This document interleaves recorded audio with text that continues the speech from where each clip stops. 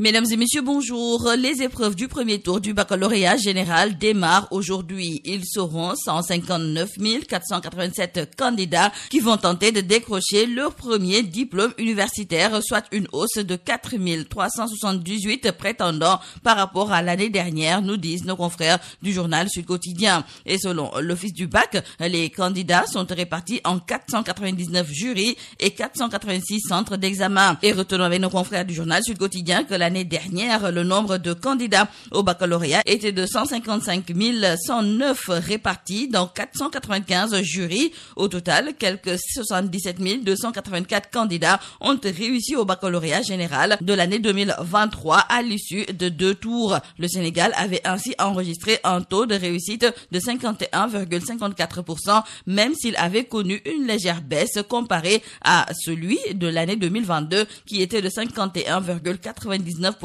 et les autorités avaient affiché leur satisfaction par rapport aux résultats du baccalauréat. Restons avec nos confrères du journal Sud Quotidien qui se sont entretenus avec le secrétaire général du groupe de recherche et d'appui conseil pour la démocratie participative et la bonne gouvernance GRADEC. Ababacar Fall se prononce sur ce bras de fer entre le Premier ministre et le bureau de l'Assemblée nationale autour de la déclaration de politique générale. Et ce dernier, nous disent nos confrères de Sud Quotidien, préconise l'intervention du président de la République, Bassirou Diomaye Diakhar Faye, dans la résolution de la tension actuelle. Le secrétaire général du GRADEC a en effet estimé que ce différend n'est pas du domaine juridique, mais plutôt politique.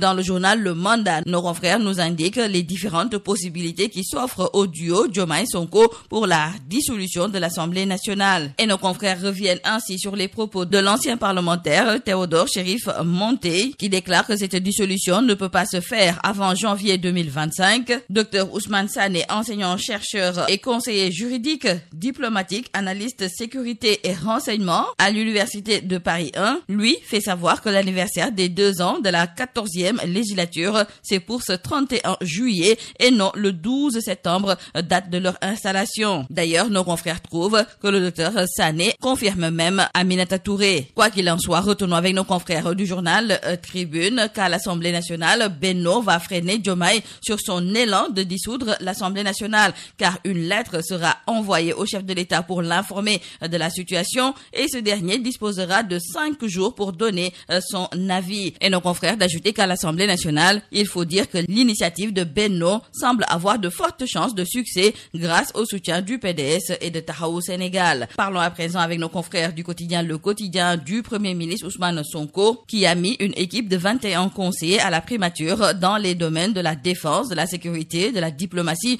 de la santé, des mines, du pétrole, des finances et du budget. Ils seront les référents des ministres et secrétaires d'État pour toutes les questions techniques qui relèvent de chaque département. C'est comme qui dirait donc avec nos confrères du journal Le Quotidien que le Premier ministre a son propre gouvernement à la primature. Et justement, nous restons avec Ousmane Sonko qui semble ne pas pouvoir se départir de ses armes fétiches, à savoir la mobilisation et discours populaire.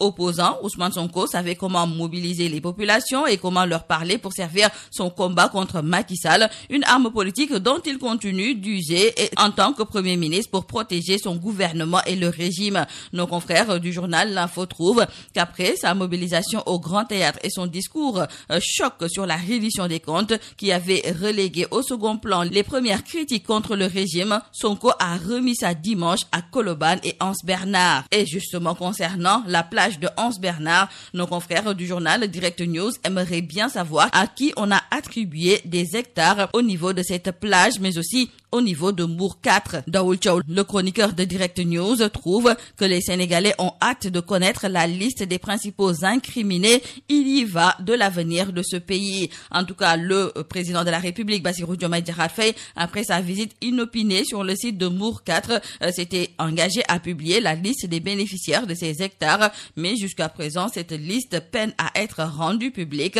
et nos confrères de se demander qu'attend le président de la République pour publier cette liste.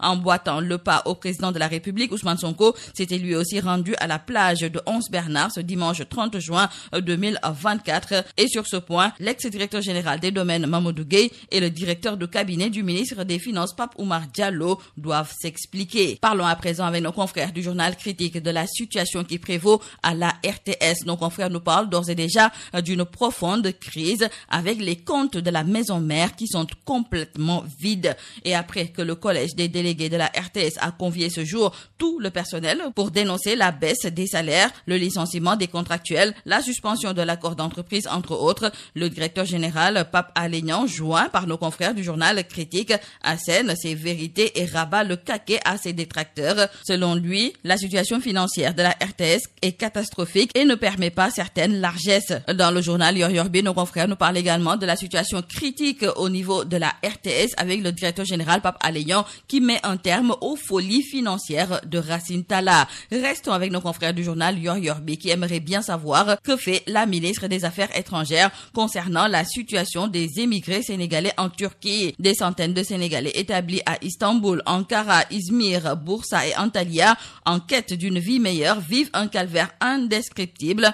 En effet, ils sont victimes de racisme, d'ostracisme et de rafles. Certains, apeurés et traumatisés, sont terrés chez eux de peur d'être arrêtés et jetés en prison avant d'être refoulés manu militari. Déjà plus de 100 Sénégalais, dont des femmes, croupissent dans les geôles turques sans assistance des autorités sénégalaises. Et aujourd'hui, nos compatriotes crient leur ras-le-bol et interpellent le ministère de l'intégration africaine des affaires étrangères dirigé par Madame Yacine Fall. Dans le journal Réumi Quotidien, nos confrères accueillent dans leur colonne l'économiste Pape Demba Thiam et ce dernier livre ses vérités concernant la politique de développement, économie endogène, FMI, Banque mondiale et endettement. Et selon lui, ce qui est inquiétant, c'est que les caisses de l'État soient délibérément vides.